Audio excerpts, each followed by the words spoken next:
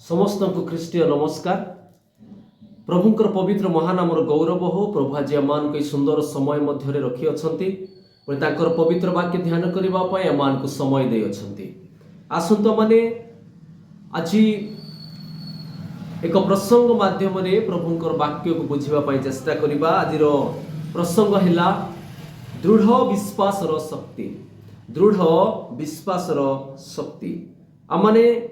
प्रभुंकर एक वाक्य पठन करवा जहाँ लिखा अच्छी जिसाय 43 पर्व 2 पद। जिसाय 43 पर्व 2 पद एठार एपरि लिखा अच्छी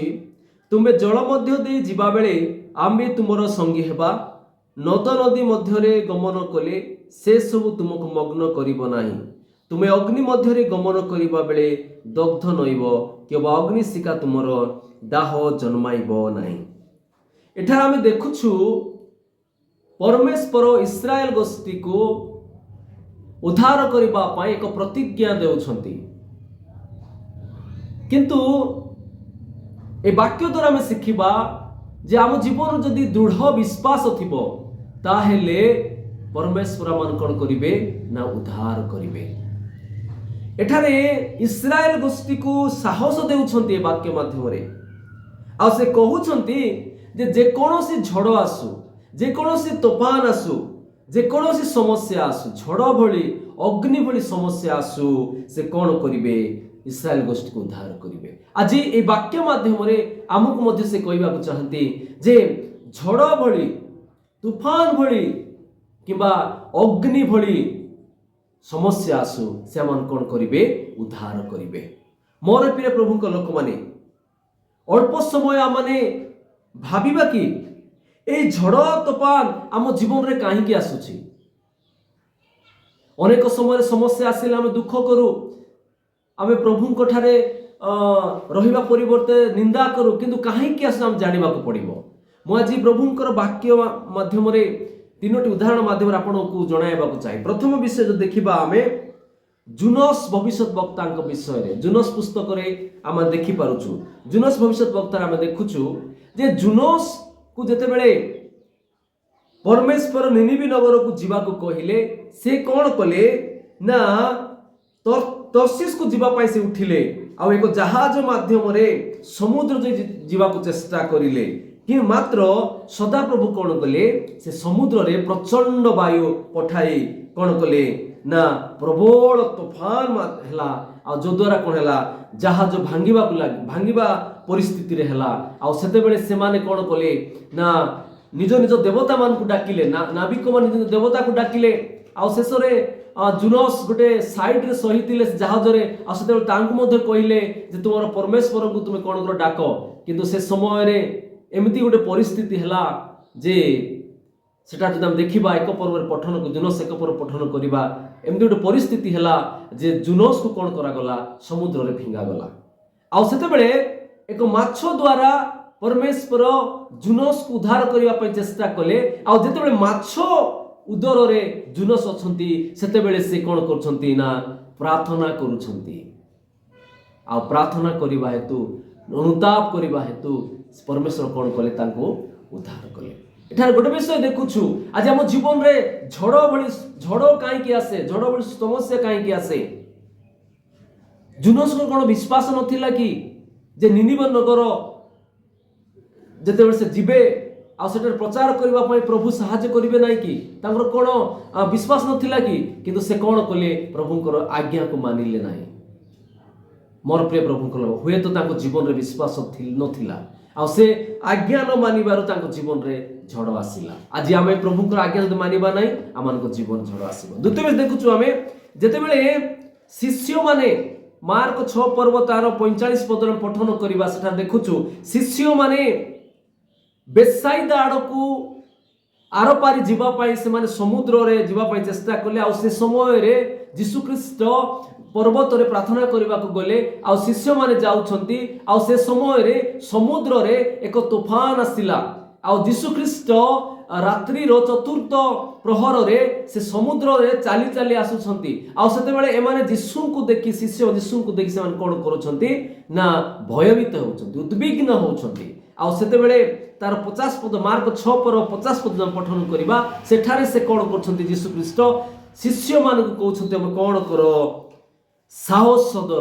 ଧର ଏ ତ ମୁଁ ଭୟ କର ନାହିଁ ତୁମାନେ କାହିଁକି ଉଦ୍ବିଗ୍ନ କରୁଅଛ ମୋର ପ୍ରିୟ ପ୍ରଭୁଙ୍କର ଲୋକମାନେ ଅନେକ ସମୟରେ ଆମମାନଙ୍କ ଜୀବନରେ ସାହସ ଆସେ ସେମାନଙ୍କର ବିଶ୍ୱାସ ନଥିଲା କି ଯୀଶୁଙ୍କ ସହିତ ସେମାନେ ଥିଲେ ଯୀଶୁ ଯେ କୌଣସି କାର୍ଯ୍ୟ କହୁଥିଲେ ସେମାନେ କରୁଥିଲେ 5ଟା ରୁଟି 2ଟା ମାଛକୁ ଆଶ୍ଚର୍ଯ୍ୟ ଭାବେ 5000 ଉର୍ଦ୍ଧ୍ୱ ଲୋକଙ୍କୁ ଖୁଆଇଥିଲେ ସେଇଟା ସେମାନେ ଦେଖିଥିଲେ ତାଙ୍କର ଆଜ୍ଞା ମଧ୍ୟ ସେମାନେ ମାନୁଥିଲେ ତାଙ୍କର কোনো ବିଶ୍ୱାସ ନଥିଲା କି କିନ୍ତୁ ଏଠାରେ ଦେଖୁଛୁ ସେମାନେ ଅତବ୍ୟସ୍ତ ହେଲେ ଆଉ ତାଙ୍କ ଜୀବନ ତୁଫାନ ଆସିଲା ଏଥିପାଇଁ ଆସିଲା ଯେ ଅନେକ ସମୟରେ ଆମମାନଙ୍କ ଜୀବନରେ ମଧ୍ୟ ଝଡ଼ ଭଳି ସମସ୍ୟା ଆସେ ଏଥିପାଇଁ ଆସେ ଯେ ସାହସ ଧରିବା ପାଇଁ ଓ ଭୟଭୀତ ନ ହେବା ପାଇଁ ଆମମାନଙ୍କ ଜୀବନରେ ଆସେ ଆଜି ପ୍ରଭୁ ଏହି ବାକ୍ୟ ଦେଇ ଆମକୁ ଶିକ୍ଷା ଦିଅନ୍ତି ଯେ ଆମ ଜୀବନରେ ଝଡ଼ ବା ଭଳି ସମସ୍ୟା ଯେତେବେଳେ ଆସୁଛି ତାହେଲେ ଆମେ ବୁଝିବାକୁ ପଡ଼ିବ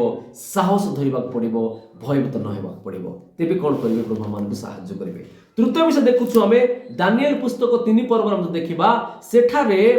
ସଦ୍ରକ ମୈଶକ ଅବେଦନଙ୍କ ବିଷୟରେ ଦେଖୁଛୁ ସେଠାରେ କ'ଣ ଘଟିଅଛି ନା ନବୁଖଦନେସ୍ସର ରାଜା ଏକ ପ୍ରତିମା ନିର୍ମାଣ କରି ବାବିଲ ପ୍ରଦେଶର ଲୋକମାନଙ୍କୁ ସେ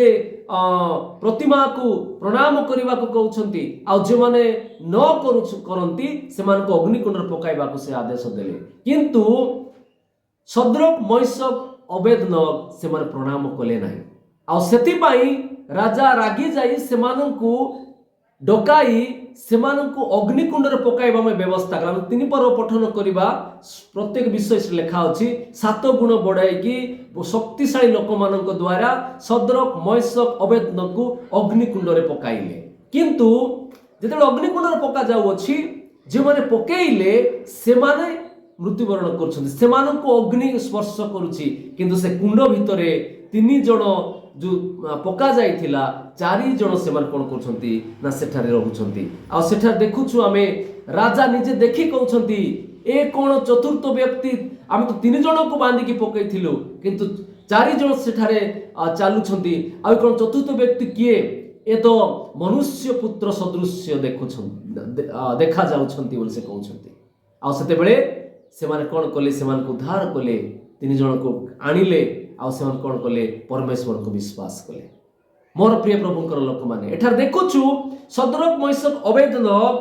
सेमानकर विश्वास दृढ़ थिला जेते बेले अग्निकुंड रे पका जीवा पूर्वरु राजा तांको आदेश कला तमे प्रणाम करो नहले अग्निकुंड रे पका जिवो सेते बेले सन मना कले आमे प्रणाम करिबु नाही हमर परमेश्वर अग्नि रु उद्धार करिबा सामर्थ्य अटंती आ जदि भी न उद्धार करने प्रणाम करिबु नाही बोले सेमान कइले विश्वास तांको दृढ़ थिला आज आम जीवन रे अग्नि भली समय जेतेबेले आसे आमर विश्वास दृढ़ करबा पई आसे आमे बुझिबा पड़िबो आ आमे दृढ़ सहित रहबा पड़िबो तो आज वाक्य अनुसार हम देखुछु जे विश्वास रो दृढ़ विश्वास रो शक्ति जे कोन समस्या जे कोन झड़ आसु जे कोन अग्नि भली झड़ आसु कोन करी प्रभु मान को उद्धार करिवे आ एठार प्रभु कहउछंती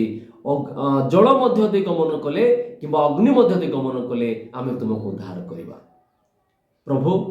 आमान को साहाय्य करंतु आमान जेपर आम विश्वास रे दृढ़ रहिबु आमाने प्रभु प्रभु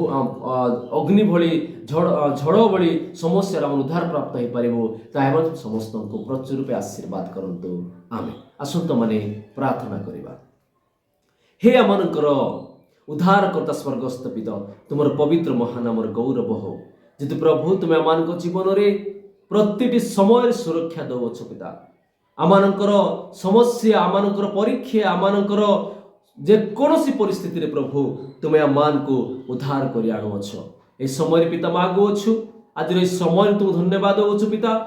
जे तुमे आमान को सुंदर समय मध्य रखी तुमरे पवित्र वाक्य ध्यान करबा को सहाय्य कलो